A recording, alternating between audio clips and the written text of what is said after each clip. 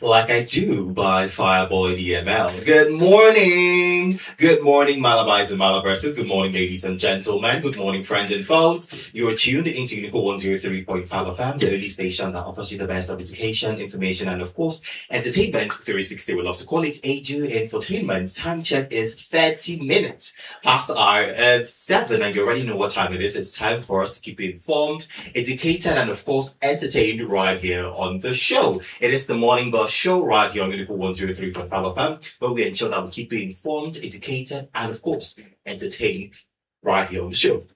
My name is Igwe Henschel, like you already know, but they call me Spice of the Airwaves, and I'm your morning companion right here on the Morning Bell Show on Unico 103.5 FM. How are you doing? Today is Monday. Thank God it is Monday. I know that a lot of people will not agree with me, but thank God it's Monday. Monday is the first day of the working week. And like I always say every time, that it's very important to start your Monday right. It's very important to, start your Monday with so much positivity, so much optimism, so much good vibe, because that's what's going to carry you all through the week. If you start your Monday feeling gloomy, feeling down, feeling sad, there's a huge possibility that that is how your entire week is going to be. So ensure that you start your Monday right. Ensure that you start your Monday with so much positivity. Ensure that you start your Monday with, a lot of optimism, because it's very, very important to feel good about yourself, feel good about the week entirely, because when you feel good about the week, when you feel good about yourself, it shows that your week is going to be good. Your entire week is going to be good. Anyway, how was your weekend? What did you do during the weekend? Did you have fun during the weekend? Remember on Friday, I told you specifically that you should ensure that you have fun all through the weekend. I told you to, go see a friend, bond with your family, go for weddings that you're invited. Don't go for the ones that you're not invited. Go for, occasions, have fun, because the weekend is just 3 minutes. After 3 minutes, we are back to Monday. And see, I did not lie. The weekend, it wasn't so long. It was just a few minutes. And before we knew it, we're here, in Monday. So I hope that you took the weekend for yourself. I hope that you made the most out of the weekend. I hope that, you enjoyed yourself all through the weekend. Like you already know right here on the show, I don't do this alone. I do this with amazing people. Today, I have just Thompson with me, and together we're going to ensure that we give you the best of education, information, and entertainment. 360, we love to call it Edu Infotainment. Good morning, Thompson, and welcome on the show. How are you feeling? I'm good. Good morning, Vine. Good morning, Malabites and Malabrases. Good morning to our very distinguished listeners all over the world. If you're tuning, don't forget that we are also, on online radio as well. So you could always use your online apps as well to, listen to us wherever you are in the world. It's such a beautiful time to be here. Just like we talked about weekend and then invitations, So many times, a lot of persons are actually caught up along the way. You're not invited in an event. Why are you there? Why are you there, for crying out loud? These days, sometimes if you don't invite, you invite yourself. No. These days, nobody just open doors for people to troop in, because look, you have to sit down and budget yourself that this is what I'm planned for, so that people don't just come and give you bad narratives and all of that. So what people do these days is they give you a card. They give you invitation card. So a pass card as well. So when you get to wherever it is, you have to show that hey, this is it, before you can be granted access to it. So you don't just buzzing into anybody's events and all of that. If not, Thompson, you're like the man of the people. Obi Thompson for president. Let's say you're doing an event. Okay. Are you telling me that your event is going to be strictly by invitation? You have to invite people before they come. Are you telling me that a man of the people like you will not allow just anybody, just coming to their event? Well, I think there's a slogan trending in Nigeria today. Okay, that they share rice. So. Well, that's just a very tough question, but when we get to the river, we'll definitely. No, we have to start practicing how we're going to cross We've not the got in river. there. We've not got in there. No, we have to make practice. Then you have to join the Navy. The river will not surprise us. So then you have to join the Navy or Marine, so you can learn how to swim. But definitely when we get to the river, we'll definitely know how to cross it. Well, I just believe that at the end of the day, right, because of how the economy is the economy is, people just budget for a particular number of guests, and they stick to that number. So they go around sharing invitation cards, access cards, and all of that. So that if you're not invited, you cannot gain access to that event, because people want to. If they say they want 20 guests, they want to have the ability to cater for those 20 guests. Not when you say you want 20 guests and you have 500 people. How do you want to start? Do you How do you want to understand? do it? And those 20 persons you actually budgeted for might become to spray money, and miss the 500 will come to pick the money that was supposed to use and take care of yourself after the event. You see why a lot of persons are restraining. And also they say, okay, I want to invite 50 persons, and these 50 persons, they are very selective about those 50 persons. They are very sure that within these 50 persons, at least they will have 1/10 of what they have spent out. But at the end of the day, right, is that what an event is supposed to be?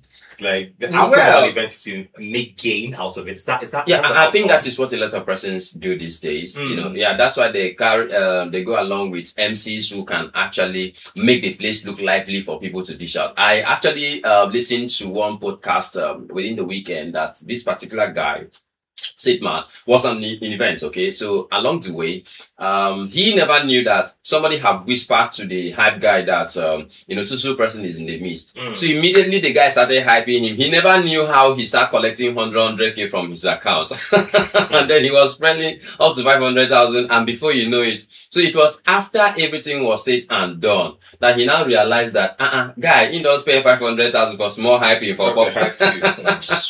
And just all of a sudden he was like, "Are you sure these MCs are not using juju and all of that?" I think it's at the end of the day- African magic, let's say. At the end of the day, right? Yeah. If you're somebody that you like people singing your praises, if you're going to vote for something like that. For me, I really don't care. Like, I really don't care. You will care because I remember several times, when we go for, let's say, student union government award nights and all of that, the moment they just cite you from far and they begin to call your name and all of that, it means something. You have to show your capacity, right? I don't have any capacity. No. Yeah, nobody should put me inside a problem. I don't have any capacity.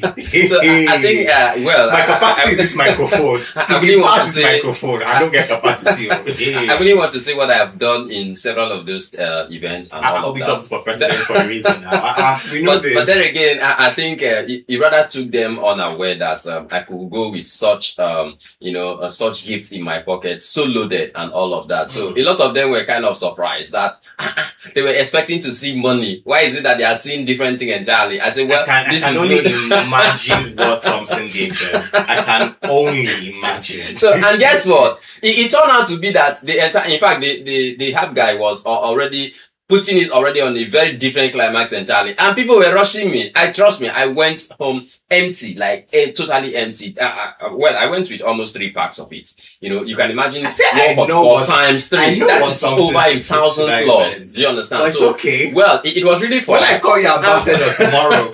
And funny enough, how those, how do they call it? Those, the security guys at the entrance, those how do they call it? The bouncers. How they even left their position to come inside to drag me out just because they wanted it and all of that. So it was very fun, right? But there again, I think sometimes when you go to an event and they acknowledge you publicly like that, trust me, if you're not careful, you're going to empty your account and you go back regretting why you even went to that place. But as at that time, you never knew that it was very fun and all of that. Yeah, I think one of the things I would love us to chip in this morning is our shuttle drivers, okay? Okay. Yeah, our shuttle buses are getting worse day by day. So I think the management should, as a matter of fact, have an urgent meeting. The director of Welfare Student Union Government, this week, you were supposed to seize that opportunity to, invite these guys. Please, even if it's tarpaulin, even if it's customer approved, please buy, cover the chairs, cover it.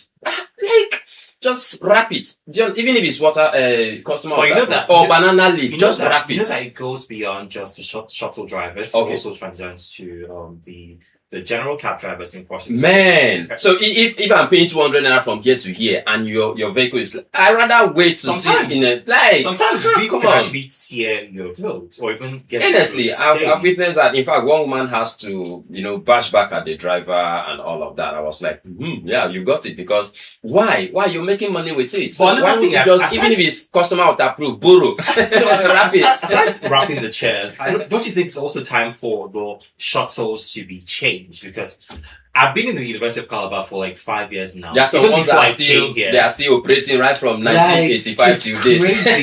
So I think that the shuttle buses should be changed, because they've served a very long period of time. There are some shuttles that you enter and the shuttle is just checking. it will jack from this loading point to your destination. Sometimes they have to push you from, from the loading point to you. When you get to VC's gate and then descending, that's when the vehicle will on. It's crazy. I just think that, it should be changed. Yeah, the director of transportation, director of works, Unical, I think he's listening to us. I just hope that, something will be done urgently, because in fact, the one I saw today was really terrible. You could see in dividing it and all of it. You could see the rod, already showing, and the seats. Man, no. That's really crazy. Injure anybody. Yeah, that's really great. And owing to the fact that we're going to have a lot of visitors in the university, tomorrow and next tomorrow throughout the week. So I think it's quite important for us to have all of those buses, reworked on. I understand how they are operating, but then they could actually liaise with the school to see what better ways the owners of those vehicles can actually take proper care of them. Possibly at the university, it wouldn't cost us anything to have shuttle buses fleets being added to what we have already. At least clean buses and all of that. It also adds to the aesthetics of the university. Imagine somebody coming in for the first time and seeing those buses and like, oh, this is really nice. Okay. Clean buses in the University of Calabar. But when they come and see, retarded buses, come and see dilapidated buses, it also it doesn't speak diminishes well. the reputation of the school. Yeah. So I think that the management should also look into changing the. But we call it buses. prestigious University of Calabar. For a reason. For a reason. Okay. Before we go on a break, there's something I saw on social media, but before I read it out. How was your weekend and how are you this morning? How are you feeling? It's a new day. It's the first day of the working week. Today is 27th day of the month of April 2026. We just have 3 more days before we say goodbye to the month of April. I cannot even wait. So how are you feeling today? How did you sleep and how was your weekend? Let us know what you did during the weekend that was fun or boring. Let us know 0809 4444058. I'll take that again 0809 4444058. You can send an SMS to that number or send a WhatsApp message to that same number and we're going to take it right here on the show. But before we go on the break, I saw a tweet and it got me laughing. Okay. And I just thought to share it. It says, my landlord increased my rents by 100% last December. I see these landlords. They'll not be the end of us.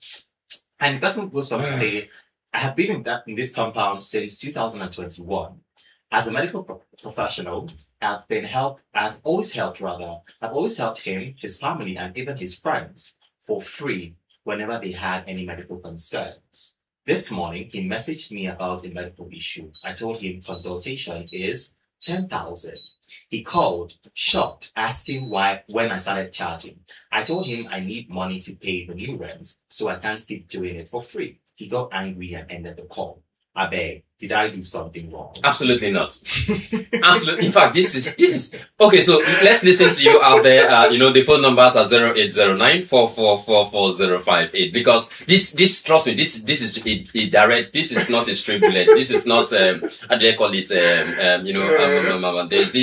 There's this word police usually use. Whenever they are found. This is not accidental discharge. This is a direct sniper. This is a direct shot. Man, this is a perfect thing that anybody can. In fact, if you put me in that shoe, I will literally do it again and again and again. And he was even very, he was even very Christ-like, to even charge as less as 10,000. It should have been something.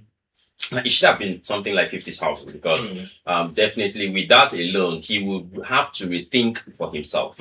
Because, well, what the hell are you talking about? This, I really do not also understand why a lot of our landlords feel like they are gods. You just wake up one ugly morning to them and then just feel like you need to inflate prices of houses as if you just built a house. Just yesterday, most of them inherited these houses even before Nigeria was found. If you go to places like most of our places that we stay, you begin to ask yourself, look at the quality of the house. You can't even nail anything in the wall because already the walls are tired of standing for too long. Most of these houses are supposed to be demolished and rebuilt. But here we have things getting so worse each and every day. So it's as sad as that.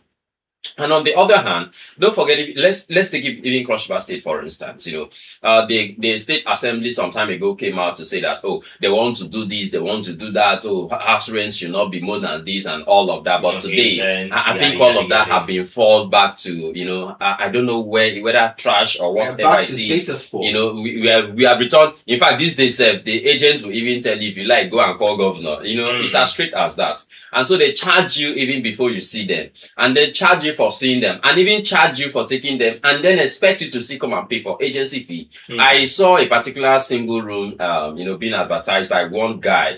I don't know why up till now that guy is still roaming around the streets. He says 150,000 to renew 70,000 naira. And then I asked the question, a whooping over 60 to 70,000 or 80,000 naira, who eats the money? Where does it go to? Do you understand? And you still get back to the compound, the person will still tells you to have to pay this and pay this and pay that. It doesn't make any sense at all. Just a single room. That you're supposed to pay 70 something, or okay, if the room is 70,000, so why not pay 80,000? Let's know that 10,000 is for this and that. Do you understand? And here you're charging someone over 160 to 70,000. That's more than two times the initial rent. 2 times the initial rent of it. And so it doesn't make any sense at all. And so to our landlords, there are some places that the other day I noticed that man was also renovating his house.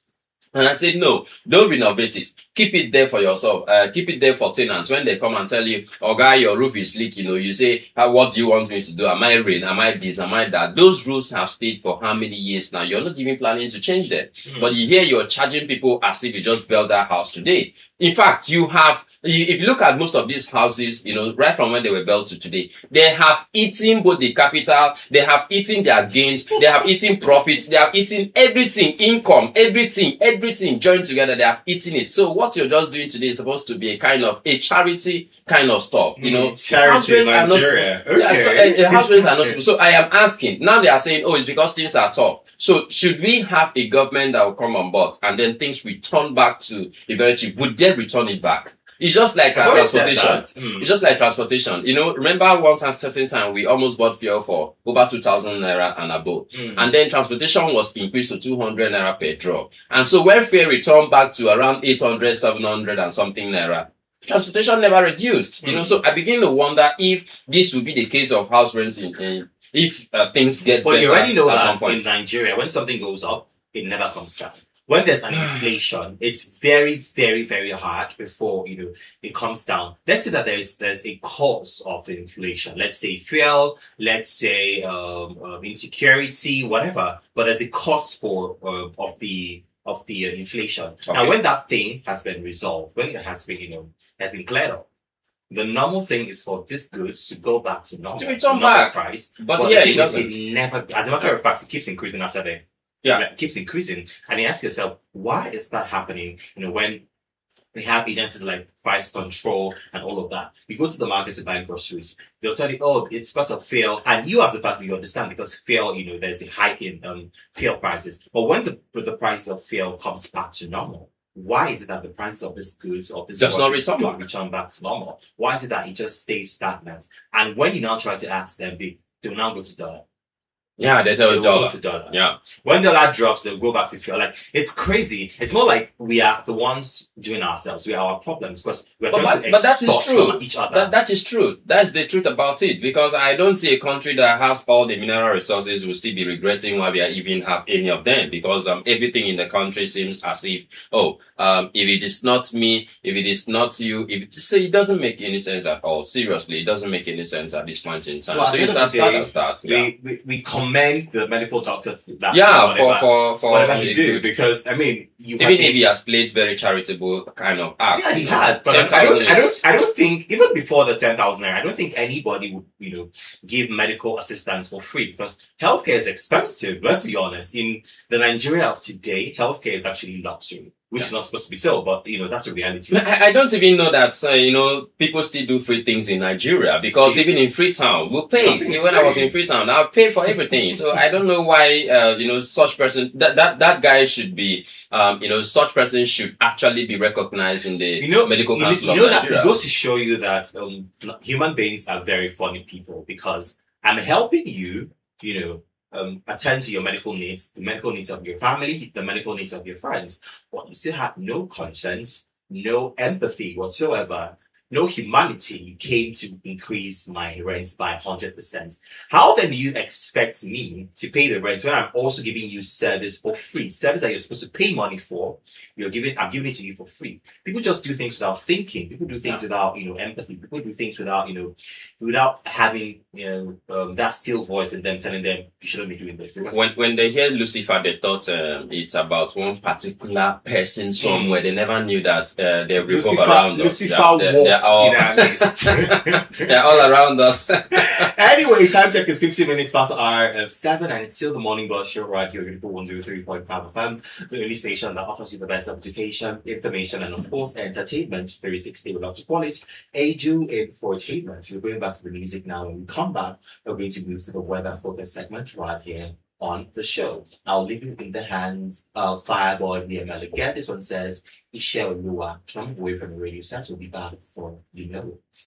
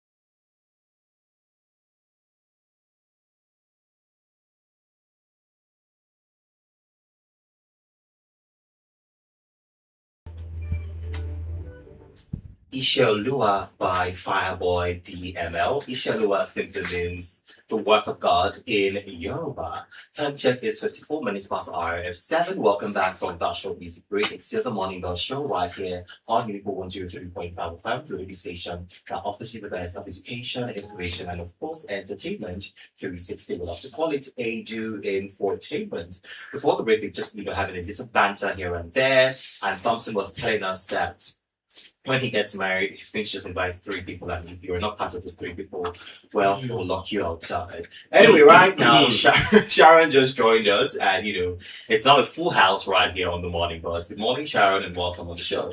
Good morning, Brian. Good morning, Thompson. Good morning to everyone tuned in. Thompson. It's good to have you. But I really do not subscribe to. So if you say 3%, it means I will not have DJ, I will not have MC. You'll join virtually. How are you feeling today, and how was your weekend, Sharon? My weekend was fine, actually. Yeah, it was fine. Because I got to sleep. Even yesterday, when I came back from church, I still slept. And I was so happy with myself. Because I was actually even shocked. You know something when you're like sitting down, pressing your phone. And slouch you and then before you know, sleep takes you away. And then I woke up and I realized I slept. I felt so refreshed. And I was like, I needed to sleep. Thank So the you slept Lord. on Saturday, Sunday. I'm sure you also slept today again. No. Okay, that's fair enough. So all you did all through the weekend was to sleep.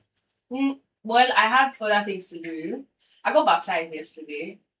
And I had to go prepare for the classes. People were even asking me. They were like, "You've not done these things." Thank God you've given your life to Christ. I gave my life to Christ. Excuse me, you are not a complete born-again Christian if you have not been baptized. So it's been a long time coming. So welcome to the kingdom of God, my dad.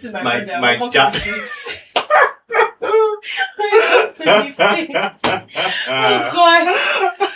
I remember back then when baptism was a thing for just, adults. Like if you're not an adult, you cannot be baptized. But it's good to know that, young people are taking over everywhere. Young people are being, saddled with responsibilities of, leading in church, being pastors and all of that. So it's good. It's really good. Congratulations. Yeah, all I'll say is congratulations and just thanks for joining us. And then such a good one. Do you get?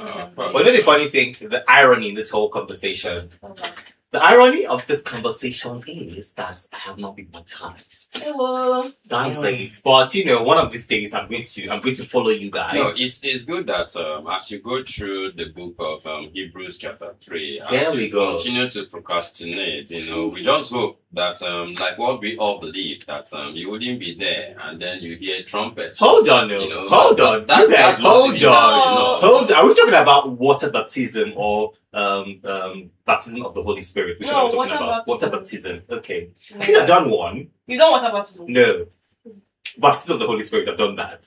Well, the water baptism is just it's just significant. Exactly. Basically, just to show that publicly that I'm giving my life to Christ and I'm going to follow the way of the Lord now. You understand? And it's more dangerous because if you behave now, you'll be like, nobody really has seen outside that. What are you doing? Well, I hope that you don't get to the point where they ask you, what are you doing? Yes. Anyway, right now we're moving straight to the next segment of the show, which is the Weather Focus segment. And this day's in Calabar, guys. What's happening? The rain is not even funny. The clothes that I washed yesterday, none of them dried. None of them dried. Such a big problem, yeah, but there again, we've entered rainy season like this. So. Yeah, I usually check my my weather forecast app, and then I get to know whether I should have to wash or not to wash. And I literally don't wash plenty anywhere because after Friday, as soon as I come back, I wash. So I usually get that. After Friday, nothing concerns me weather forecast. Yesterday, thank God I carried coats. Like I carry one very large coat. And there are some outfits that you don't wear in Nigeria because of how hot it is. So I was like, God, I beg you. Let's not be that hot. Let's not be that hot. I know that God then by prayer and it didn't fall. Actually, so I needed the coats. So the rain that fell was because you wanted to wear a coat. No, that's not the reason. Human beings are just so funny. That's not the reason. Let's move to the weather forecast, Abeg. Expect a warm and humid day in Calabar with a mix of sunshine and clouds. There's a fair chance of rain later in the day, especially as the atmosphere becomes more unstable. Typical coastal humidity will make it feel warmer than it actually is. Now in the morning from 6 a.m. to 12 p.m., temperature will range from 24 degrees Celsius to 29 degrees Celsius. Now the rain chance, we have 20 to 30%. Low chance of light showers. Now the weather condition, we have mostly cloudy with a few sunny intervals. Now the practical tip is, a calm start to the day, good time for outdoor movement. You won't need an umbrella yet, but the air will already feel humid. Now in the afternoon from 12 p.m. to 5 p.m., temperature will range from 29 degrees Celsius to 32 degrees Celsius. The rain chances will be around 50 to 60%. Moderate chance of thunderstorms. on the condition of the hot, humid with increasing cloud buildup. Now the tip. This is the most comfortable part of the day, heat-wise. Stay hydrated, limit long exposure to sun, and of course, keep an umbrella handy for possible rain. Now, in the evening, from 6 p.m. to 11 p.m., temperature will range from 25 degrees Celsius to 27 degrees Celsius. The rain chances will be around 40 to 50%, lingering showers possible. On condition, we have cloudy with chances of rain easing gradually. Tilt, we have roads may be wet, so plan movements accordingly. The temperature drops slightly, but humidity remains noticeable. Now, in summary, the whole day we're going to experience temperature ranging from 24 degrees Celsius to 32 degrees Celsius. The rain chance is going to be moderate, peaking in the afternoon. Our general advisory. Prepare for a typical humid coastal day, heat during the afternoon, and possible rain interruptions later on. Dress light, stay hydrated, and don't step out without something to shield you from sudden showers. And that is the weather focus for you right here on the morning buzzing with 123.5 FM. Ensure that you plan your day accordingly. Go out to the court and pray for rain to fall. You know. Right. It reminds me to buy an umbrella. Sharon, we've spoken about umbrellas on this show since you joined for like 3 months now, and you don't have an umbrella. So that's Bible verse that's also that's right. Wow. Well, procrastination, they say, is a thief of time. Yeah, so I think talking about weather in Calabar, we should literally just get ready that whether we like it or not, this is a season, and so you should expect it. It's not falling lightly. That's the funny part. It's very heavy, very heavy. But ensure that you plan your day accordingly. Ensure that you go out with an umbrella, with a raincoat, whatever that will keep you protected from the rain, because we do not want you getting drenched in the rain. Well, that's much than take on the weather for the segment. We'll go back to the music now. That we come back, we're going to move to the exchange rates today, and we'll be going to take us through that segment. I'll leave in the hands of Davido and Faye. This one says, Kante. Do not move away from the radio set. We'll be back before you know it.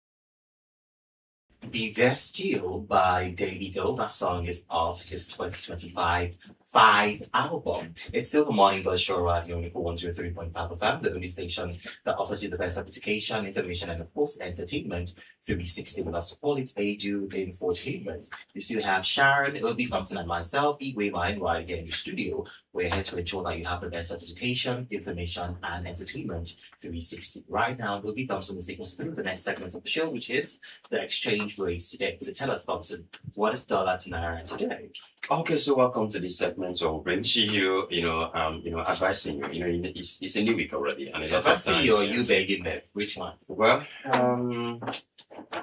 informing you anyway. That if you want to go get something, if you want to go, borrow something somewhere, or if you want to dash, don't forget a lot of persons have actually spent so much money over the weekend during events like marriages, burials, and all of that. And some will say, I want to buy, and all of that. Okay, so just don't forget that today, one of our biggest currency, global currency, talking about the US dollar, is selling, just $1 is selling for 1,358 naira, and then €1 is selling for 1,509 naira, and then £1 sterling is selling for 1,834 naira, and one South African rand is selling for 81 naira. One Chinese yuan is selling for 198 naira, while one Japanese yen is selling for just 8 naira. One West African safer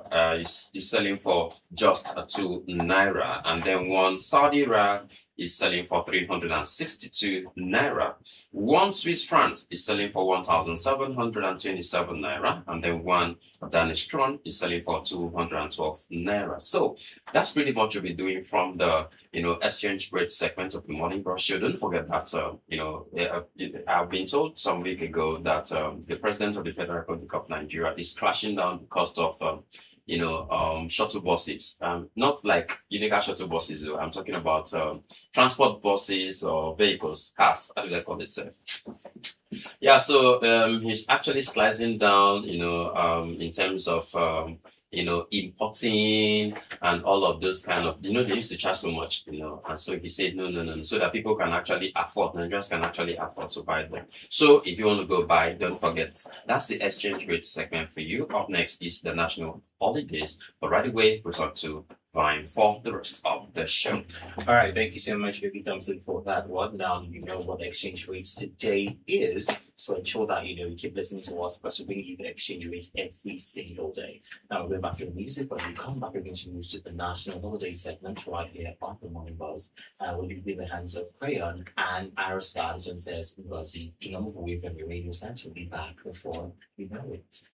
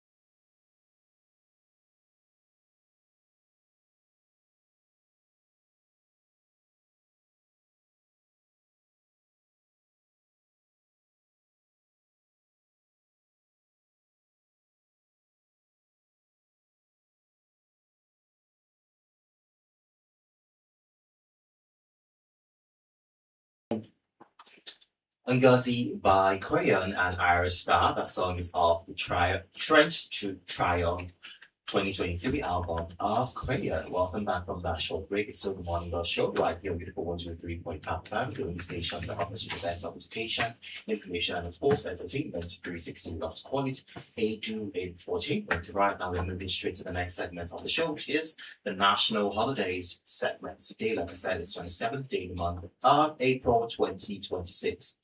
Now, the first holiday we have is Teach Children to Save Day.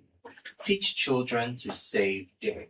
Now, this thing with children where every single, coin, every single naira that they have, they're going to buy sweets, buy biscuits, buy all the sweet things that they can actually get. It's actually very wrong, a very bad attitude. When I was younger, I remember that my parents, encouraged us to save. We had the saving culture. My dad where if made you have a savings box. Funny How enough, serious it so was. funny enough, they did not make a savings box for us, but we actually, saved in our own little way. And it was more like, okay, let's say if you want a bicycle. My parents tell me, okay, save just so and so amounts and we'll add the rest for you. They have no business with whatever amounts you save. Like they're just trying to let you know that you can actually save to get what you want. When you save whatever you have, they'll just take it and keep the money for you and use their money to buy whatever it is that they want to buy for you. They had a way of building that saving culture in us. But we noticed that these days the children are just concerned about spending money. Like all they want to do is spend. And Just don't have the saving culture. Child that's even struggling to walk, the moment you give that child the money, and then try to get it back from that child, man, if you see the struggle, you have to beg, you have to cry, you have to do all manner of things to, help the child, So I think it's quite important for parents, this day, I know a lot of parents who do that a lot. A lot of parents start saving even when their wives get pregnant, they start saving for the child and all of that. I know a lot of families. That's the family, or that's the parents saving for the child, not the child saving for themselves. So I think it starts from there. And then when those children are being born, I've seen also a lot of parents who deliberately ask their children to save. When they have some money, they say, okay, take this and do whatever you want to do. And it's good that way. Such way, children wouldn't have to spend all that is in their hands. So sometimes I keep wondering how even some adults will say, I have spent all the money I have. I don't have any dots. Like, it's surprising somehow. I can't be in that So situation. it's really funny somehow, but it happens a lot though. Sometimes emergency situations will just, emanate from nowhere. And then before you know it, you find yourself in that situation. But then we just have to, teach our children, our younger ones about saving it culture. actually goes a long way. I use myself as an example. My dad's way of saving was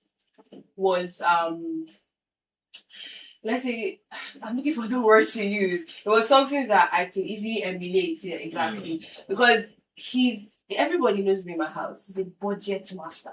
I see, as money is coming in, he's budgeting for this, budgeting for that. If there's money to enjoy, people should go and enjoy. He made saving boxes for us, out of like this wood, because he's somebody that learns little craft. So he just made the box and made the hole inside and helped us save. Then on my mom's part, if a visitor like comes and gives us like small money, she'll be like, sure, now let me help you keep it now. And she will generally keep it. She's not one of those parents that will be like, keep it and then you will not see it again. She will keep it for you. So it was when I finished secondary school, she brought out all the money that they gave us from, they gave me from visitors' money and I gave to me. I was like, take.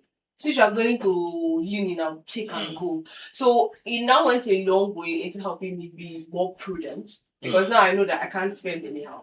I can't spend and empty my whole account. I can't spend like that. I know that I have to save to this extent, and I have money that I will spend on a daily. But it's not that I'm going to spend everything at once. So encouraging your child to save actually helps your child to spend wisely. Because no one wants somebody that spends lavishly. And then I realized that even in marriage, there's some ladies that will not feel comfortable with their husband spending anyhow. Because as the breadwinner of the home, as the breadwinner of the home, at least you know that, okay, that's how you budget your money now, so that no part of the house will be lacking. Mm. But if you spend money on one thing, your wife is literally there looking at you and is like, why are you spending like this? Mm. Some of them get very, very agitated because I know it's going to affect them. Well, you know that it did not just start as an adult. It's something that it's a culture that they imbibed from a very young age. Very so young. you grew up with that saving culture. So today, encourage your children to save. It's very, very important. It helps them, as they become adults. It helps them, know how to spend wisely. The next holiday we have is World Design Day. So we celebrate all the design, fashion design, graphic design, all the design, interior design, you name it. Today's World Design Day. Now the next one is National Stop Snoring Day. Oh my goodness. Yes, I want to hear your voice louder. Let's hear you. Does you snore? I actually have a lot of design in my house to even start with. And then snoring, I have a neighbor. That man can draw it. Like, at some point in time, he draws it and it looks like, he looks like he wants to pull down the foundation of the house. Seriously. It's like, wait, how and funny how he doesn't even sleep. He doesn't even sleep for long. The moment he just goes in the next 10, 20 minutes, you hear, oh, like, it's so loud, so loud. So I find it weird that you hear your neighbor snoring. From where he is. Man, like, the first day I thought it was probably a normal kind of, so I have to go peep through my window. Well, I heard that it was really terrible. It was really terrible, and that's what happened, So I think I don't know what health implication. Yes, snoring is actually is a disorder. So I really don't know how. Sometimes normally you just get to feel like you want to, and you just wake up, right? So I don't know. It also happens at some point in time, but I don't know whether they do not recognize that they're actually snoring because it's always. I think they are asleep, so they might not know that they are snoring. They may not know. There was a particular skit I saw online. This lady recorded. No, it wasn't a lady. It was the guy recorded how the wife kept snoring all through the night, and then played it back to her when she woke up. And she was like, "No, it's not me. It's not me. It's not me." I was like, "No, that they're snoring." Wait, did I mean I can sleep through anything? So I don't even have a problem. Oh wow, you can sleep through anything. Oh Jesus! I said it can be loud. I envy you. The moment I hear the slightest snore, I'm up, and you are up as well. Because both of us sit down and looking at each other. No, I will not be up and you are sleeping. Rara. To the point where there's some noise cancellation mask that people use, so that there's one she bought for her partner to use so that she'll be able to sleep because she got overstimulated when she wanted to sleep and she just kept on hearing something noise. And there's one that got scared. I think he came to stay overnight. He didn't know that his friend actually snores. So when he started, this guy was scared. He was looking for the monster in the house. Until he reached his friend's room, I was like, I saw that he was the one making such aggravating noise. And I also heard that sleeping positions also help. So I went for a conference and I had to pair a room with a particular guy. And we just got to talk, getting to know ourselves. And I don't know what even prompted me to ask, do you snore? I started laughing. I'm like, God have mercy. God have If you sleep face up, I had to tell him to sleep with his stomach on the bed. It was more like it was my brother because I was literally guiding him for my own safety. I know you sleep face down, you sleep to your left. Yes. I think sleeping to your left is better, so that you can be able to breathe properly, and then also not to snore. Because that's not, I can't imagine the discomfort. I know it's very discomforting for some people that actually snore. Well, they make it look like it's so comfortable that they're having the time of their life. Their life. Well, please, today's National Stop Snoring Day. The kind of smiles I'm seeing in the office is giving. We have snorers in this very plenty. in this office. And this the smile they know themselves. like they know themselves. Sweetly. It's okay. The most funniest persons are those ones who actually sit on probably a couch like this and then open their mouth and then hold it out. You could even there are some people that can hang on a thread and snore. I promise you, they can hang on a thread and snore. I don't know if you noticed that in the vehicle. Just a short distance from Marian Market down and to growing up, somebody snoring. I used to think that this snoring thing is maybe when you sleep for a while, maybe after 30 minutes, that's snoring. But Some people sleep after 2 minutes. There's something that happened. The engine. You were praying online, and then because we already have this 5 a.m. prayers. Okay. So everybody was praying, and then I realized there was one sound that was, was loud. First, and I said, everybody quiet. Everybody kept quiet, muted their mic.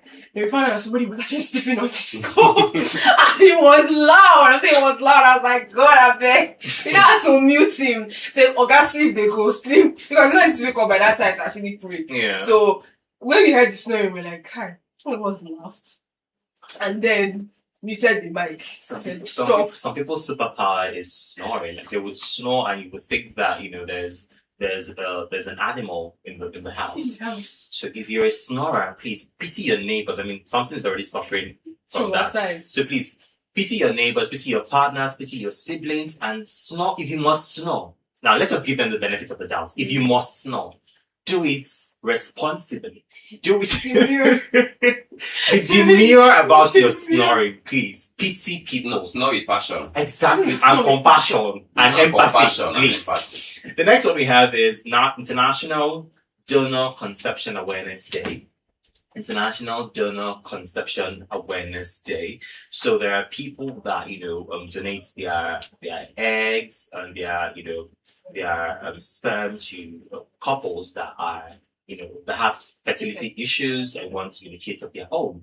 So today is National Donor Conception Awareness Day. Some people actually stereotype them. Some people judge them for donating their properties to this couple. But at the end of the day, they're just doing their little bits to aid other people. I mean, we have people that donate blood, people that donate I think they donate organs, to other people. So why is this one an exception? So if you're one of those people that you donate your sperm or your egg to fertility labs for fertility facilities to help other couples have a child of their own, big shout out to you. Now the next one we have is Autism Supermom Day. Autism Supermom Day. This is a special shout out to all the mothers out there that have autistic children. Yeah, it's not easy. No, yes, you have to sit down, study the child, know what the child does. You have to study the behavior of the child, basically. So you have to be present in that child's life to celebrate them. Because at the end of the day, most of the times when children actually sick to an extent, it affects mostly the mother. True. She has to, cater for the child and everything. Although the dad, I feel like the dad would be finances mostly, but the care and upbringing still falls on the mother. So to those women that are present in the lives of their children, no matter the circumstances, even it goes beyond autism. People with Down syndrome too, children with Down syndrome, those women try, because it's not easy to actually come to the fact that your child has a particular disorder or condition and your child is not the normal. It's not normal in society standards. Basically, the child has a particular illness or ailment, so it's not actually easy to celebrate the mothers that are still present in the lives of these children. Because I've heard of some that since they saw that the child is actually abnormal, they abandon the child, or they tell the hospital the child is not normal. Let the child go.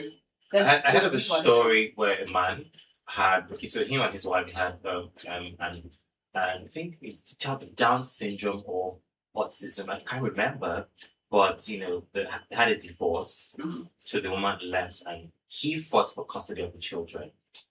So out of the 3 children, just one of them had Down syndrome, and this man was a beast to that child. Oh my God. He would beat the child. He would tie the child up. Abandon the child in a separate room on the floor without a bed.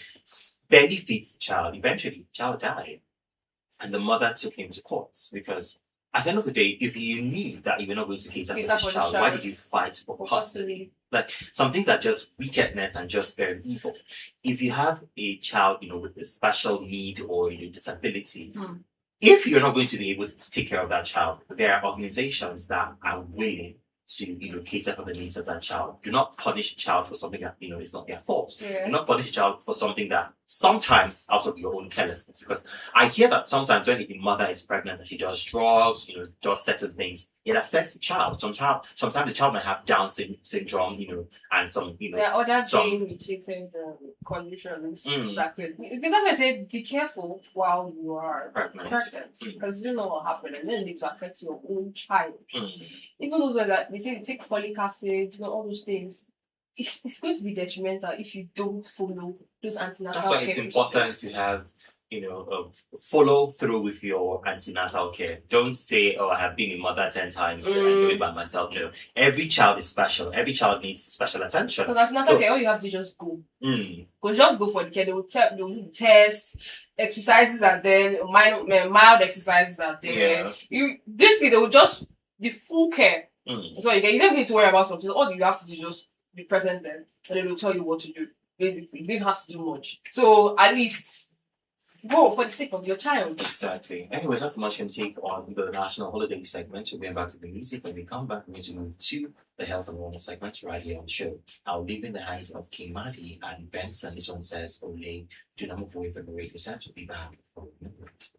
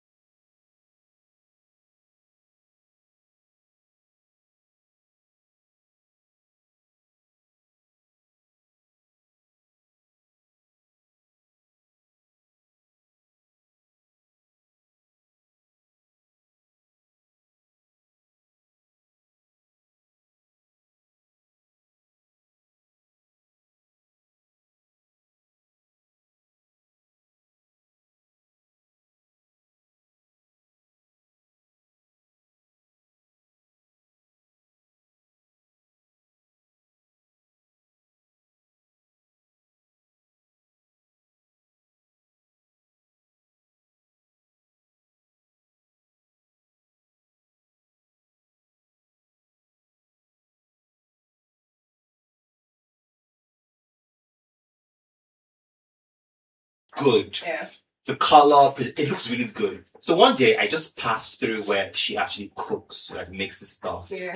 Oh, Jesus. Oh, What did you I was traumatized. It was dirty. You could see rats everywhere. You could see lizards everywhere. It was so dirty. Like, I'm not kidding you. Even the materials she used to cook, like the spoons, the bowls, they were so dirty. Ever since then, even when I'm working with somebody, the person, it looks really nice. I'm like, if you go there, anything that your eyes see, you will take it. And some people are so sensitive to it. Once they taste it, they watch the next day. That's how I am. That's how I will have food poisoning immediately. And people have the thing that they say, don't worry, no matter how dirty it is, when you put it inside the oil, the oil will kill it. You are crazy. You are crazy. That's all I can tell you this morning. Hey, good. The next one is cross-contamination. Raw food touching cooked food. Raw food touching cooked food. Okay, you were trying to, for example, now they're trying to carry raw meats and keep inside a bowl, and you're carrying bread in your hand. Yeah. And let's say in the process of doing what you're doing, you forgot that you're supposed to wash your hand before you hold the bread, and you hold the bread with the meat hand you've not washed. So that's one of the examples of a cross-contamination. Raw food touching cooked food. Using expired or spoiled foods to cook. Some people will tell you, oh, it doesn't expire till the next 3 months after the date on the pack. And I'm like, oh God. People come up with the craziest theories, oh my honestly. God. And so people actually, okay, so there's these people that stand at the market. I don't know if you're familiar with them, part of the market, and they sell, plastic and carbonated drinks at very ridiculously discounted rates. I was like, this is too good to be true. Like, why are they selling this thing at this rate? And somebody told me it's because they are expired. I'm like, wow. You see, this is where NDLE. Wow. This is where NDLE and NAFTA. Funny how those guys sell. They sell out. They sell out. Like, and then sometimes I get wondering if that is what we are even buying in our shops, because I wouldn't want to say that they wouldn't see such and then they wouldn't buy them to go and restock in their fridges. And then you come and buy it as if you're buying normal this thing. It's happening. I could see one woman one day buying so much, stocking and then going, I'm sure this one wants to go and sell it. Of course. Oh Lord. It's cheap, and that's the problem with Nigerians. When once something is cheap, you've bought their heart. They're going to come there and buy everything and go and sell it at a more expensive rate, and you're there killing and poisoning people. Yeah. Part of the spoiled house is tin tomato or sachet tomato. Now, if you buy a particular sachet tomato and you see that it has swollen up, please do not consume it. Do not consume it. It's already undergoing decay already, because there's how when bacteria literally start acting on the food, they release toxins into the atmosphere, and now those toxins are being trapped inside that sealed pack, and that's what makes it swell. So it is not safe to be used. So if your tin can is swollen at the head, any can basically, maybe it's milk or a tin tomato, basically, as long as it is swollen at the top, at the head, either at the bottom or the top, basically. Or if it's a sachet tomato and it's swollen, like when you want to press it, you can't press it down easily. Please do not consume, for your health sake. You can literally research on it. You will see that it's actually proven to be true. Now, high-risk foods to watch out for are raw or undercooked meat and poultry, eggs and egg products, unpasteurized milk, leftover foods, street foods exposed to flies and dust, seafoods stored improperly. Now, in Nigeria, we have a lot of street foods. You have bole, you have suya, you have akara. Some people sell foods on the road, basically. They are high risk foods that you need to watch out for. There's some people that will buy some foods and take them back home and recook the thing to be sure that what they are eating is not does not carry some particular set of microorganisms. So as a people, we need to be careful of the things you consume. And even if you're consuming, make sure it's somewhere that they do their things clean and safe. I actually applaud most Calabar food vendors, to be very honest, because they take cleanliness seriously. Because somebody that grew up in a place where you can, if you buy food from the front, you don't want to go to the back to see where they are doing the food, because then you will see wonders. You see signs and wonders. So in Calabar here, they prioritize cleanliness. Most of them prioritize cleanliness, and I see people eat outside, and that they want to, from foods they eat it outside, and I actually applaud them. But as much as possible, ensure your own safety and health. Check the food you buy, check the expiry dates and all. Now, simple food safety rules to abide by. Keep clean. Wash your hands before cooking and before eating. Clean kitchen surfaces and utensils. Wash fruits and vegetables properly. There's people that once they buy vegetables, they're putting it in their mouth straight. They don't want to hear that, putting it in their mouth straight. I bought dates one time like that, and somebody just told me to open it. I snapped the thing open. I saw a maggot rolling inside. I was like, imagine if I beat it on this thing like this. You know that if something like that happens to me, I will not eat for the entire day. You'll literally be thinking, oh God. So I don't eat food in the dark. But I don't eat food when in the it's dark. like that, drink plenty of water. When you eat the maggots. Yeah, drink plenty These of are water. the issues. You know, it's funny that they fry it actually. So that's what they was, I can see they will tell you that. Okay, They fry what? fry maggots to eat. Okay, moving on. Moving on. So the next is separate raw and cooked food. Don't place cooked food on places that held raw food. Cook thoroughly. Ensure to cook food until it's steaming hot. Ensure to reheat leftovers until it's steaming hot. It's not the one that just put it on fire. It has experienced small heat. Then let's see. You've removed it from the fire. You've turned off the fire to save gas, according to the Please, heat the food well. Heat the food well and just especially leftover foods. Now, store food safely. Refrigerate leftovers within 2 hours. Also, the dry ones too. Keep them in dry places. Like, for example, now seed like beans now will easily attract weevils. So you store them in an airtight container where weevils will not come in, because weevils come in, bore holes into it, make it turn to like powder. Yeah. Now you realize that you've kept beans for too long. You open it, you see more of powder than the main bean. So I'm not just supposed to be, store properly. Also cover food properly. So when they are cooking, they leave the food open. So the atmosphere.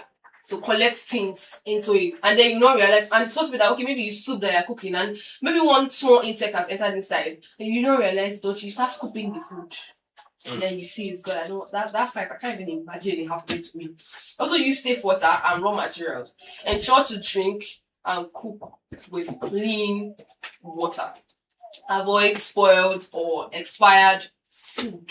Avoid spoiled or expired food. Some people will be like, okay, since the whole pot of soup has spoiled, has gotten sour, I'll still eat it because I use money to cook it. No, you use soured mouth. My brother will always say, if you have a soured food that you use your money to cook, just use soured mouth to eat it. Some people will do this thing when they say they want to revamp the soup. They will add pepper, Yeah. add salt, Put Why oil. you chauffeur in catering? I'm like, Why? why? That's all I can ask.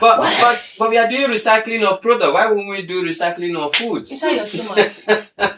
Okay, See, go to sometimes Malabar and see what I is envy happening. people that have very Strong systems. I envy you There's guys. nothing that can't take into my system. I would purge, or I would have a stomach upset for days. You know, if I it's tried biting something like that. sensation you get at the side of your body. I get it. It's like when I eat the wrong thing. I just get things. There's people that can eat and eat and eat and do not feel anything. There's people that just slightest thing. My friend just had to take stew that had pepper inside, and then the oil was too much inside the food. Like, you know when they cook stew and the oil is dancing at the top of the stew, we had to use our spoons to scrape the tomato out, and there was still oil remaining inside the pot. So that you can carry it and use it and cook a fresh batch, because this oil is much inside. I didn't purge. My friend did. Something like that can purge me, and guess what? I could literally be stooling just oil. It happened to me before. So my tummy is very sensitive. So when I see people that are able to eat anything anywhere, I'm like, well, the God that did it for you. Your tummy need to go to Malabo and stay for some time. If you stay in Malabo, if you graduate from Malabo for some time. That's why I did not graduate from Malabo. That's why that was There's my no father's environment house. you cannot be able to try to try on, What you would have make also weird food combinations Their Their day is coming, don't worry. Their day is coming. Anyway, that's so much can take on the health and wellness segment right here on the morning bus. Today we're going back to the music. When we come back, we're going to after the music, the news flash by 9 a.m. is going to come off. Then right after that, we're going to come back to give you the rest of the show. I'll leave you in the hands of Kumi featuring Simi and Mabel. This one says I will care mix. Do not move away from your radio set. We'll be back for the know it.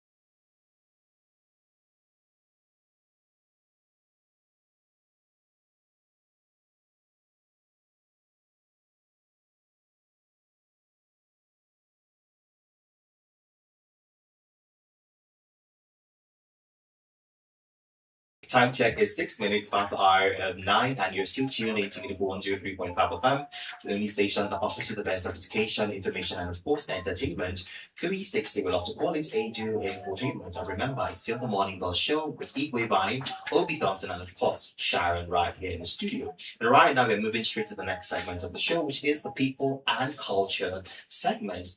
On that segment of the show, we learn about culture, we learn about people, we learn about tradition and everything in between. And today, Sharon has something very special for us. So let's hear what Sharon has this morning. Indeed, I do. I have something very, very, very special. Should I expose you this morning? Do it. I think I said I have something special.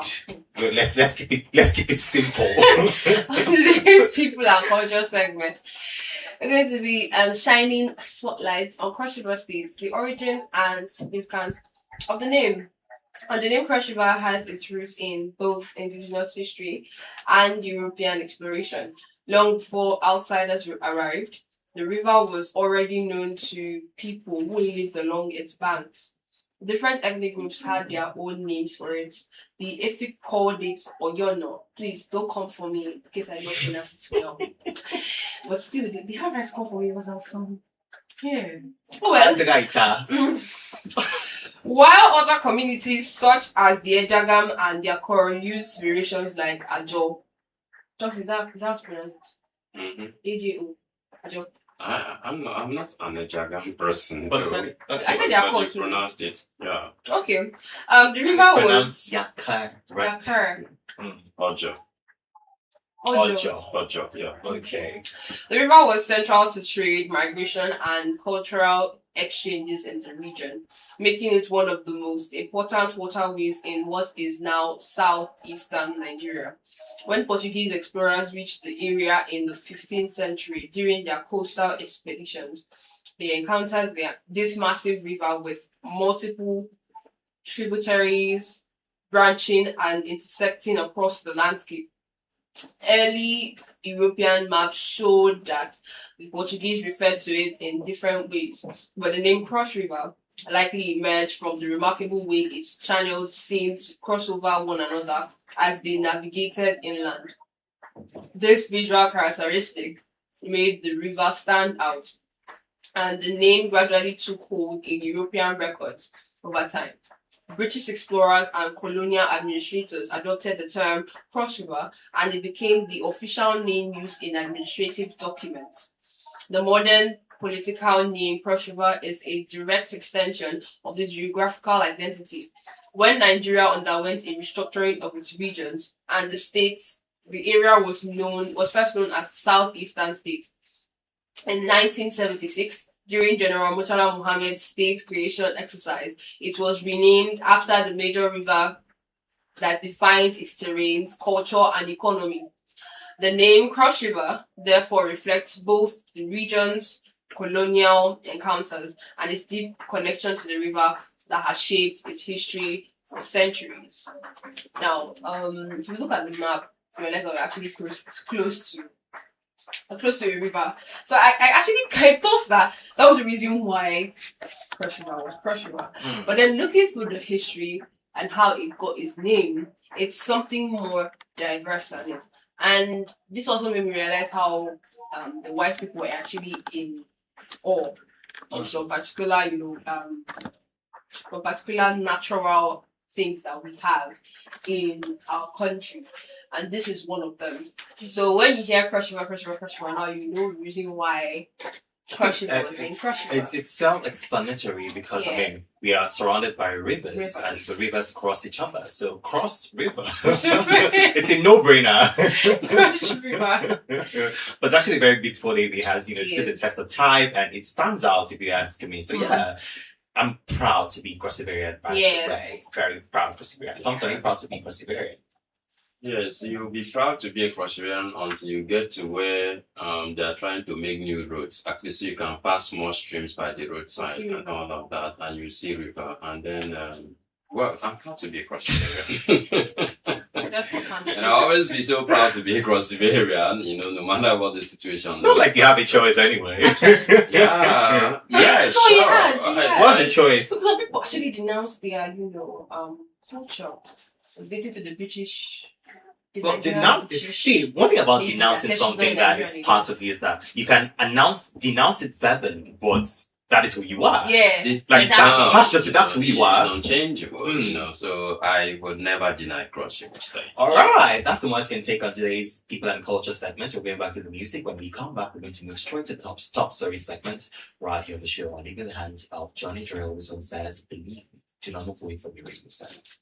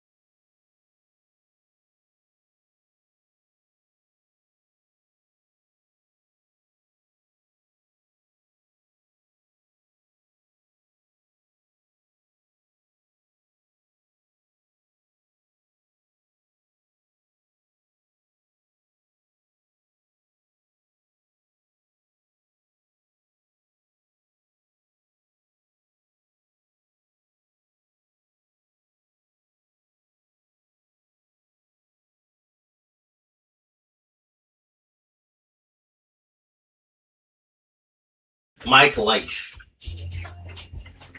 Believe Me by Johnny Drill. Welcome back from that short music break. It's still the Morning Buzz Show right here at Unipo 103.5 FM, the only station that offers you the best of education, information, and entertainment 360 without supported A2 infotainment. Right now, we're moving straight to the next segment of the show, which is the top story segment. Like you already know, we love to start with university and campus news.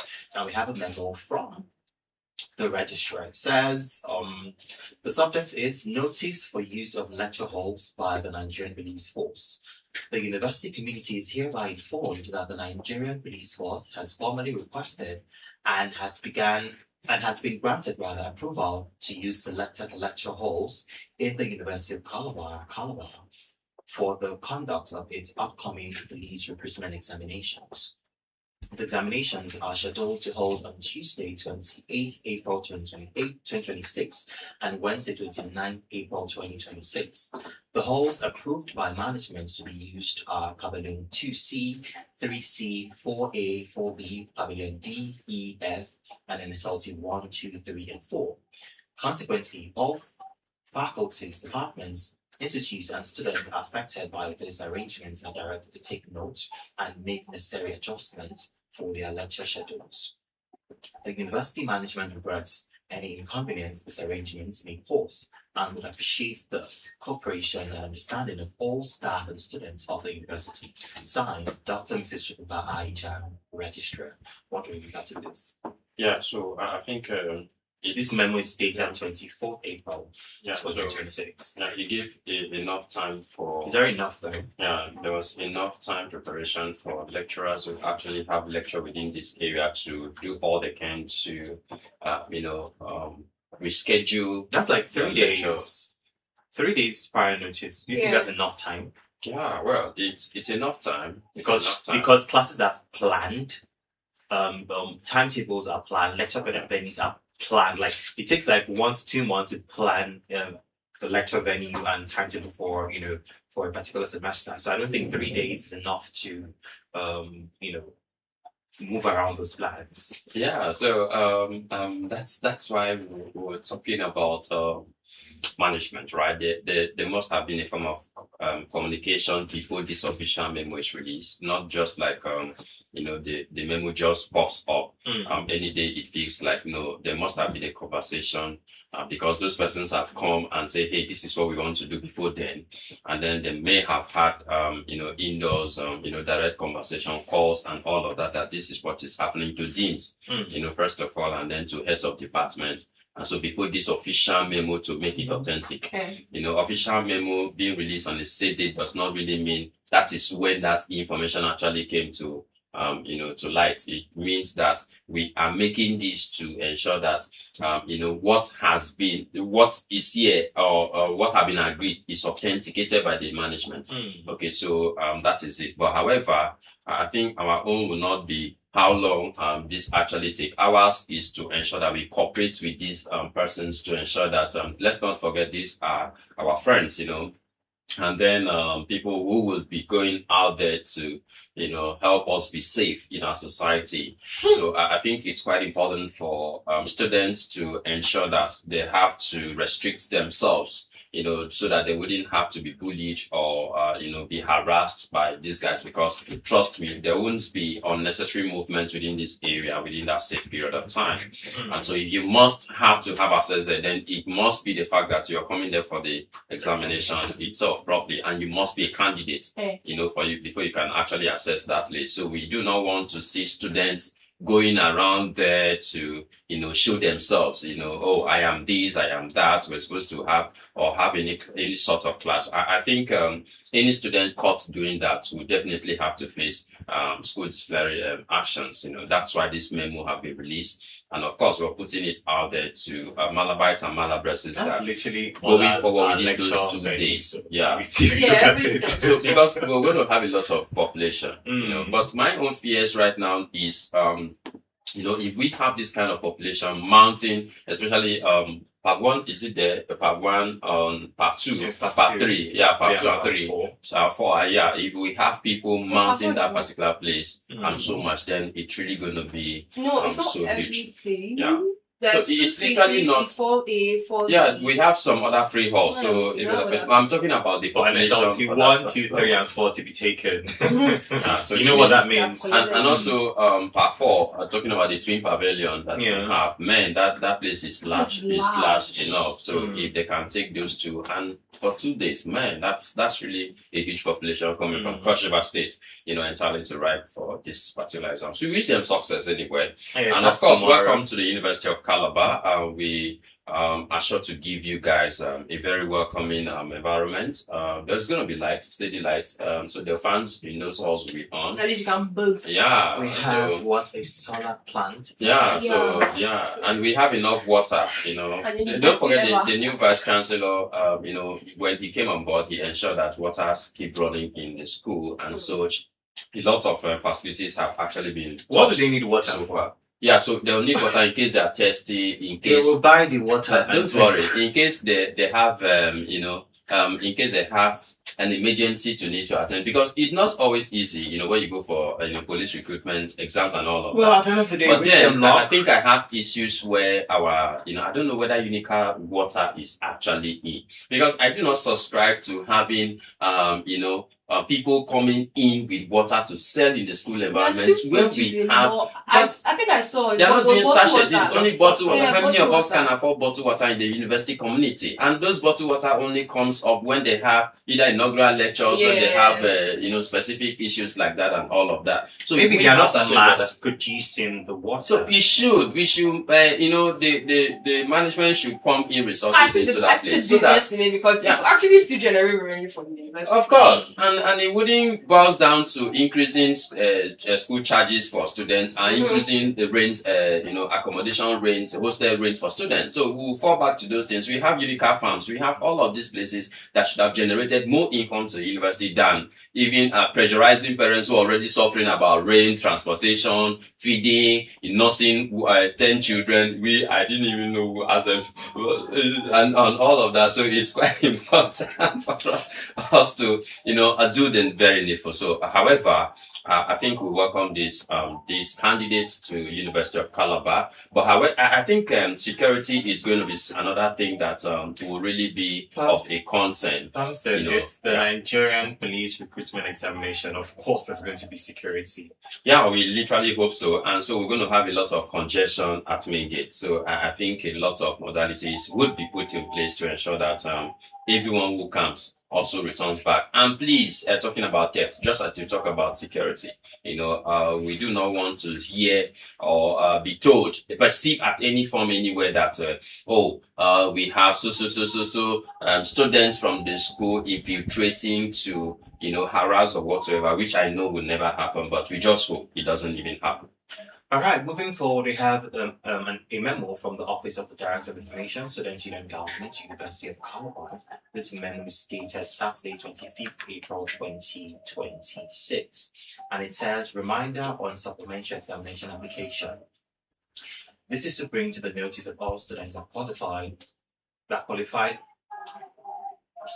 This is to bring to the notice of all students that qualify for the upcoming supplementary examination who have duly registered their courses before the commencement of the semester examination are required to apply for the upcoming supplementary examination. The deadline for the submission of all applications is 30th April 2026, while the supplementary examinations are scheduled to commence on 11th May 2026. Students are strongly advised to take this notice seriously and complete their applications within the stipulated time frame, as there will be no extensions of the deadline.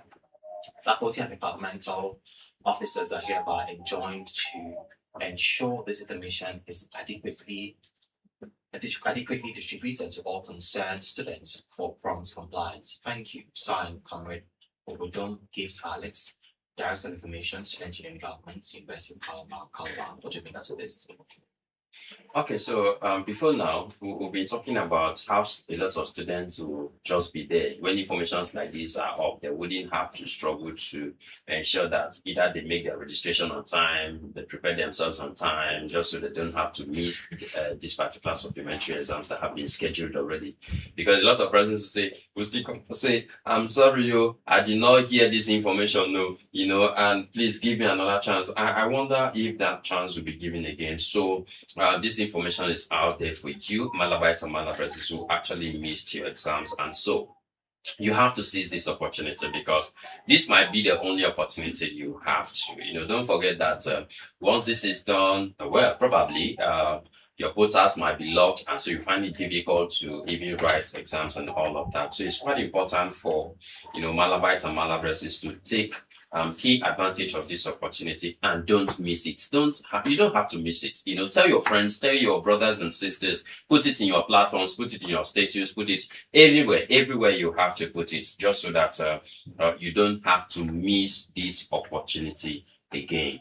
Okay, moving on. This is going to be the last top story that we're going to take. It says EFCC memo. The Economic and Financial Crimes Commission, EFCC, has issued a strong warning to content creators and the public over the unauthorized use of its identity in skits and other media productions. In a video shared on its official X page on Saturday, the Commission said it had noticed a growing trend of individuals using its name, logo, uniform, and overall likeness without permission. According to the EFCC, many of these portrayals misinterpret the agency's values and standard procedures. The Commission made this clear that it has not approved or endorsed any such content, stressing that it does not sponsor or support any comedy, drama, or online production that features its identity without formal written consent.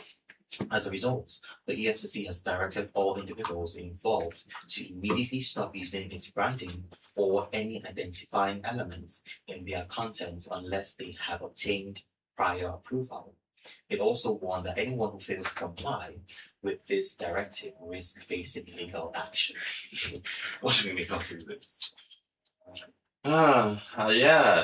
That's I've been saying it all the times that I have issues with this monetization of our social media platforms, even if it's a good development, because Nigeria globally we are one of those key persons that we stick to our social media platforms at all times. Whether we are writing exams, we want to be on social media. No matter what we're doing, we will still be on social media and all of that. And as such, pulling yourself Mita felt, Mita felt that, well, it's good we have to give these guys stipends. But then it got to us, everybody automatically wants to be a content creator. And, I little do you know how a lot of them get depressed. They tell you, I don't have likes, I don't have comments, I don't do this. Some will even wake you up in the night on a phone call to say, go and like my comments, go and do this and all of that. It's crying for help. Personally, I do not subscribe to that. I don't give my life existence to those kind of stuffs. This is why a lot of persons are doing this. But on the other hand, I think EFCC somehow I do not want to say that they have deviated from the main core purpose why it was actually established. Yeah, actually. But I want to say that they have to step up their game. I think they are more concerned about representation, because I remember back in 2000 and I cannot remember, I think it was 2021 where the movie was released, Sugar Rush, and the movie was cancelled almost immediately. Why? Because, it portrayed the EFCC in a certain light. Yeah. And they felt like, okay, that was bad representation for them, so they decided to cancel the movie. So I think right now they are more concerned about representation and how people are representing them, or people are, representing their mission and all of that, than what their work is actually all about. Yeah, but they are literally portraying themselves. It's what people see, they act out, right? That's how they portray themselves outside. So let's call it spade, actually. That's where I have issues. They are deviating from, at some point in time, they deviate from their normal positions, basically. And so that's what people are acting out. So coming out to say they should actually stop should start from you. What exactly have you portrayed outside there for people to carry it and start replicating it? And then you now review the values and the mission of this particular commission, and then you know what to do from there. Then when you sensitize people by your attitudes, basically. I don't think there's any need for sensitization. Just do your job. That's all. That's all you need exactly. to do. Just do your job. When you do your job, people will look at it and be like, oh, this is exactly how you guys act. So anybody that does the contrary, now that person is going to face punishable, it's going to be punishable by law. That's when you can now say, okay, this one has deviated from what we actually do. But coming out to say that people should actually stop representing in environment, and you brought Sugar Rush out, it's what people have seen. Sugar Rush was really bad. Like, it brought up the whole skeleton in their cupboard. It's what people have seen. And as they see, they portray it out there. So it's not as if, why would somebody want to produce a film and then lie? And then want to represent a whole body in the bad lights when they've not seen that's a suggestion that, okay, this is how they behave, this is how we feel like they behave, this is what we've seen. So they should start living up to their values, their mission, and then when we see it, we know that, okay, this is actually what they live by. Because the things I've seen, what they do, it's basically directing your work skill for you at the end of the day. But for me, I think on the other hand, I would have loved to say that, this is an institution that is supposed to be independent. And I remember that we have already an independent National Electoral Commission that is not even independent at some point in time. Because especially when it has to do with appointments of heads of these institutions are supposed to be something, constitutionally, should not be the sole responsibility of the President of the Federal Republic of Nigeria to do that. And then I have issues with the screening methodology being used by our House, our House of Assembly, because we are supposed to screen these persons to actually know if they are fit enough for the work. And then we're not supposed to have them solely dependent on who is the head and who is sending you not what at some point in time. So I think it should be something that after I step out from office as a governor, you're supposed to come check it up to see if I have actually misused funds, and I should be questioned. You don't need to go and sit and wait until when it is time for elections campaign, because all of this you won't even hear it after this election is gone. You won't even hear of EFCC, ICPC, all of these guys. You won't hear them until when it is a year to elections. That is when you start having all of these guys popping up from nowhere and saying, hey, 10 years ago, 15 years ago, we were told you were in government, and so you actually, launder this, you come and answer, come and respond to this. No, it doesn't make any sense. It's supposed to be immediately after you step out from the office. The next day, you're supposed to, come and give us accounts. Accountability is what we're talking about here. Well, However, you already know that I think accountability Nigerians is a will myth. definitely Accountability is a myth in this. Nigeria. Anyway, that's much can take on the top story segment. We're going back to the music. When we come back, we're going to move straight to the conversation of today's segment. I will leave in the hands of Iris Star. This one says, all for love, number 4 from the radio sex will be back before you know.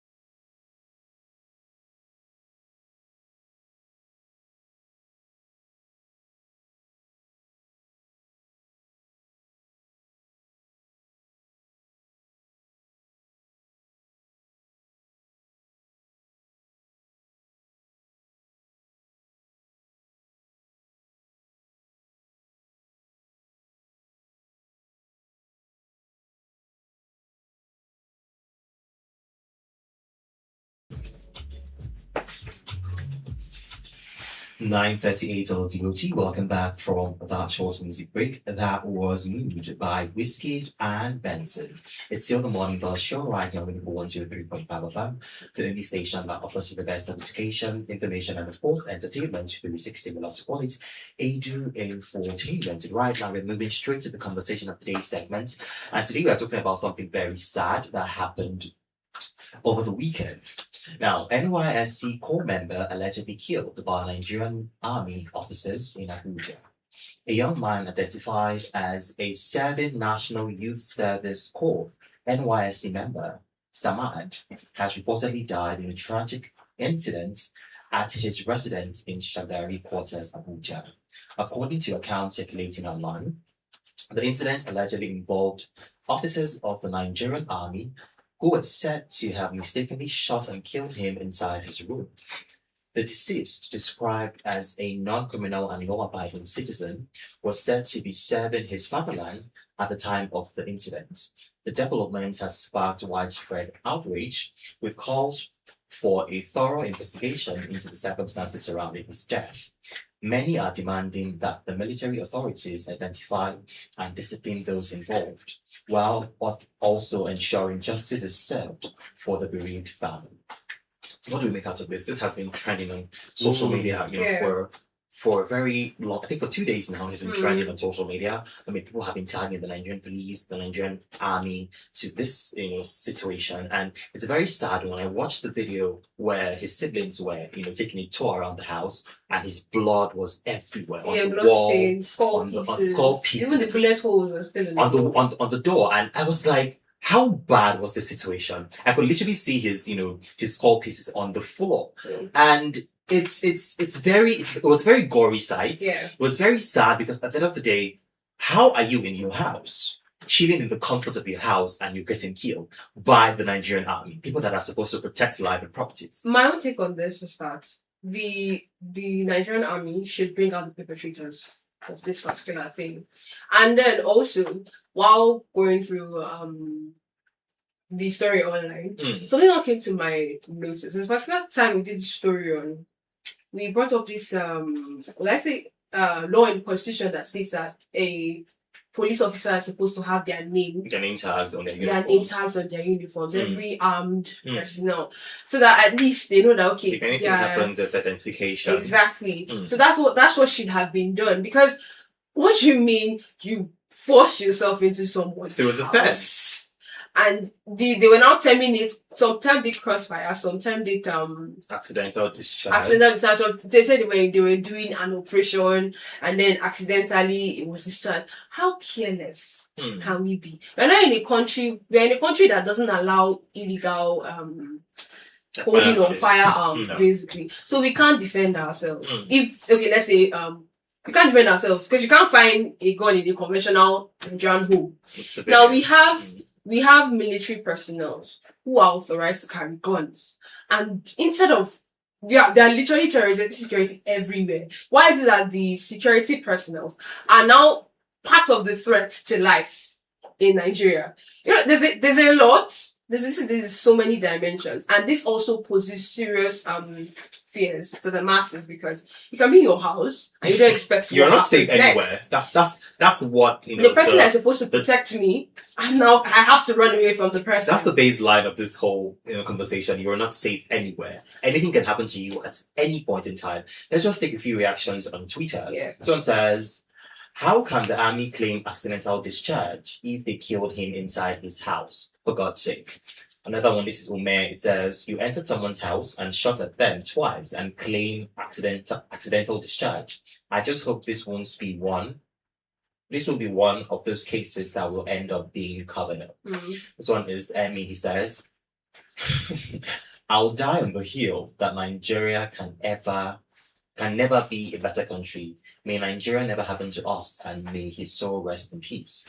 This one is from Sadiq. It says, this is so pathetic. People who are meant to protect lives and properties are now killing citizens. Another one is from Francis. It says, nothing fits make me like this country. People meant to protect you are the ones killing you. Can't wait to leave this country for real. at the end of the day, it's very sad that, people are not safe in their fatherland. People are not safe. You're not safe outside. You're not also safe in your own house, because this incident happened in his house at a very odd time at night, for crying out loud. Yeah, so I think on my own part, I just want to ask some few questions. In Nigeria, we have so many questions, but nobody is actually giving us answers to these questions, especially the government of the day. So if there is an armed robbery scenario in a particular estate, I was told, we read that these are estates, right? And so, is it the duty of the Nigerian army to respond to a robbery case, first of all? Because for me, it is not their duty to do that. Okay, so what happened to the police? Why didn't the police show up? So if the police showed up, why did they allow the military to take over that operation? Do you understand? And so what happened to military, let's say the MOPOL? Because usually anything that has to do with internal security, I don't subscribe to having the military, coming in, because that's why we have the MOPOL. That's why we have all of this. So what happened to the DSS? Now, amidst of all of this, we've been told that the main suspects in all of this, the main armed robbers, flee. From the reports that the army have come out to dish out to the public, that these guys flee. So, and then I'm asking, if this can happen in Abuja, and then these guys could literally escape. So it literally means if it happens anywhere outside of that, man, it's going to be more brutal than this. Do you understand? So the family have actually come out to, reject these particular claims from the Nigerian army. However, the family in the statement on Sunday actually say that the physical evidence, disproves an exchange of gunfire, adding that neither their son was killed at about 2 a.m. on Saturday when military personnel actually entered the estate. So we have a lot of other close reports from Nigerians, and many passerbys, that all of that. But let's stick to what the Nigerian army have actually dished out. Because for me particularly, I think more investigation should be done. It's just that we find ourselves in a country where at some point in time, I wonder whether we'll ever have justice for once. For once, I mean. The thing is, because this is something that the military should not even be in the picture in the first place. So why should they be in the picture? What happened? Why? We keep asking, what happened to civil defense? Why are they there? Why? This is Abuja. We're not talking about somewhere in I don't know what typical village I should even call that. The people from that place will not feel angry. This is Abuja, the nation's capital, where we are housing all the headquarters, defense, everything you want to think of is there. And the president, look, I think it's more than what we have been told. I think proper investigation, independent investigation should actually be carried out. I don't want a situation and where NYSC also, on the other hand, have not, though they have come out to say their own part of it, definitely to what have part to carry. do they have to say here? Yeah. What part do they have to say? It's sad. At the end of the day, this right, is actually happening. We should not just, bask in the delusion of all investigations are ongoing and this case gets swept under the carpet. It has always been so. At the end of the day, every Nigerian has the right to life. And this young man has been stripped of that right to life, because tell me how somebody is in the comfort of his home and you come in, shoot at the person and think that that's normal, and you tag it accidental discharge. Like, make it make sense. How is that an accidental discharge when you forced your way into somebody's house and you were shooting at the person? Accidental discharge would be shooting once. We saw 2 bullet holes inside, and they forced themselves in. There's no accident there. The story would have been accidental if maybe they forced themselves to the hole and they tried to open the door, and then they discovered that he was trying to run and then shot once. Then now discovered that he's not part of it. But you shot twice. You forced yourself into his room. And you expect us to believe that it's accidental.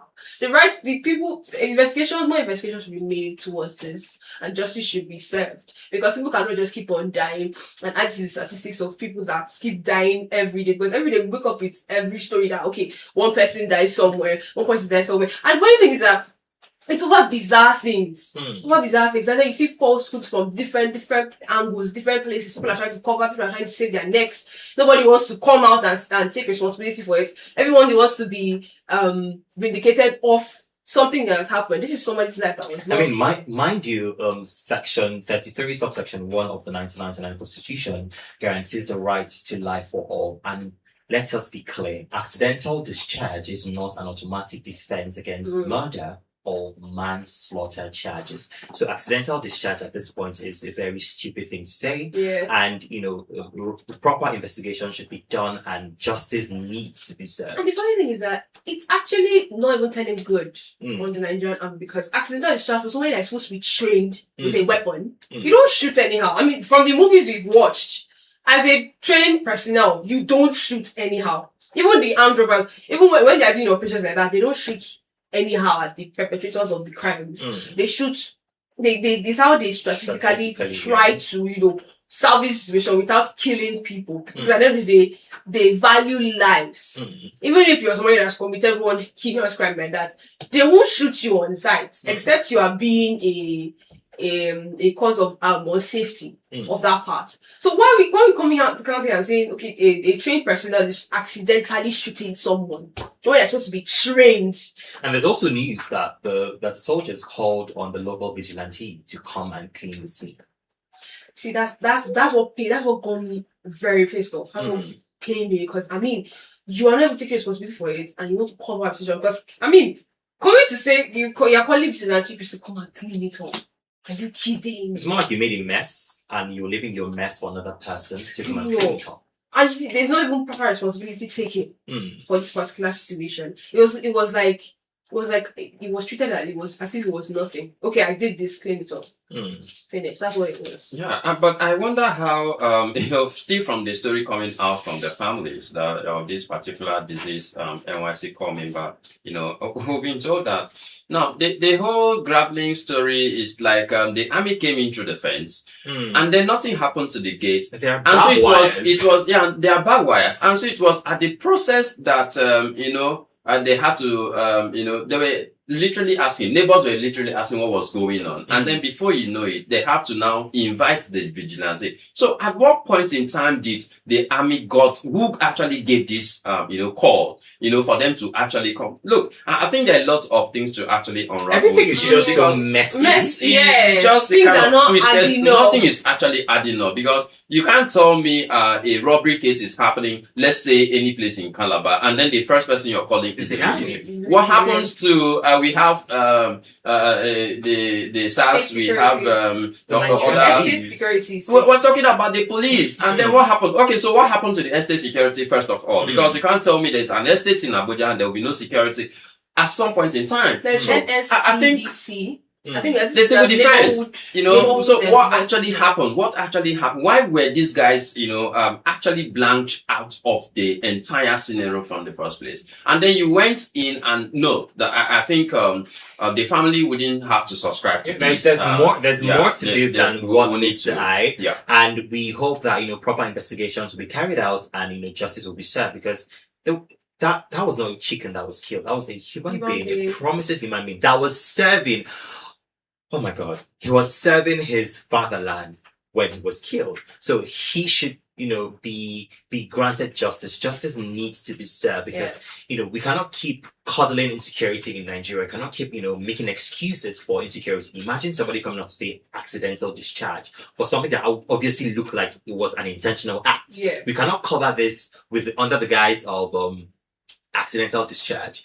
This man needs justice. And we Nigerians, we need safety in our land. I don't know why we are not safe in our own country. We are not safe in our own homes, when security is supposed to be the main priority of the government.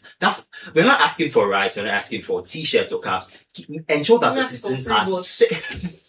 Don't go there. Don't go there. I want to be able to do my business safe, seamless as possible. These days, even traveling is a risk. Traveling to the next state is a risk. That you're praying to God that you get to your destination safe and sound, because of how intense insecurity has gotten. It's really, really sad. We're calling on the government to ensure that, they serve justice to the family of the deceased, to the family of the deceased, of course, and ensure that, we as Nigerians, we are safe in our fatherland, because I don't know why I'm in a country, I'm from a country where I'm not safe, and you're telling me that I'm not going to, I won't look for ways to leave that country. Of course not. I would look for possible ways to look to leave that And country. how they were even calming this my boy's security. sister, that she should come outside, she should remain calm and all of that. Like, and then a crossfire. How are you shooting? How are you shooting? If you were acting the movie, like how are you actually shooting your gun? It's really terrible. But then, just like you say, look, all our hands are on deck to actually listen, and hear what will actually play out at the end of the day, because we really want justice to be served.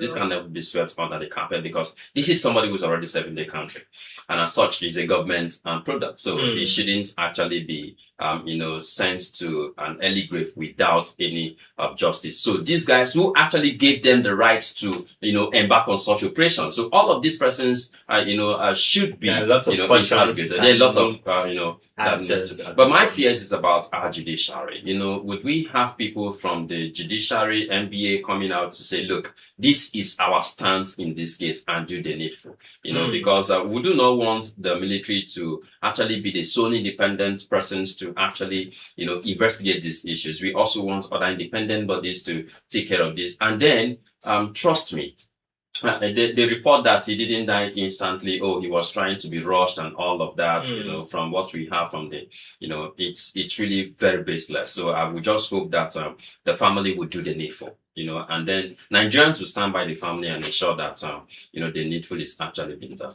All right, that's the much you can take on the conversation of today's segment, ensure that you stay safe wherever you are, ensure that, you prioritize your safety, because when the government, sees protecting their own citizens, it's also important that you, as a citizen, protect yourself. So ensure that you're safe out there. If you're traveling, if you're in your house, ensure that you are safe, because your safety is very, very important. It might not be a priority to the government, but it's a priority to you. So ensure that you are safe. But going back to the music now, when we come back, we're going to wrap up the show right here. We're going to 103.5 of them. I will leave it in the hands of Ladipo and Simi. This one says, "No, you should not move away from the radio set. We'll be back before we know it."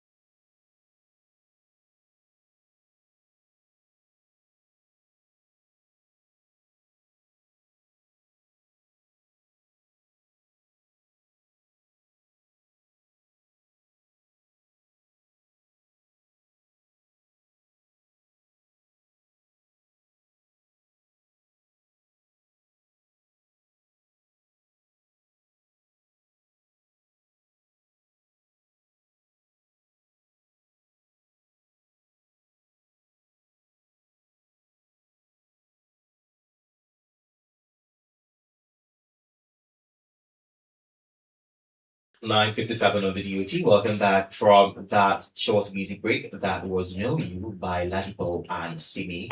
At this point, we've drawing the curtains right here on the morning buzz. It has been a very interesting and very amazing conversation right here on the show. But before we go, we always love to give you the quote of the day. So Sharon, please let us know what the quote for today is. The quote of the day is, "You don't have to see the whole staircase. Just take the first step." You don't have to see the first staircase, just take the first step. This is from more. So imagine if you're going to Junior. you're going to, let's look at it what's it called, literally, right? Yeah. You're going through a story building and you only see one step. And then go. just turn by your right and use the elevator. What's in the elevator? No funding. Guy, no be even look on you. What if you enter you lock?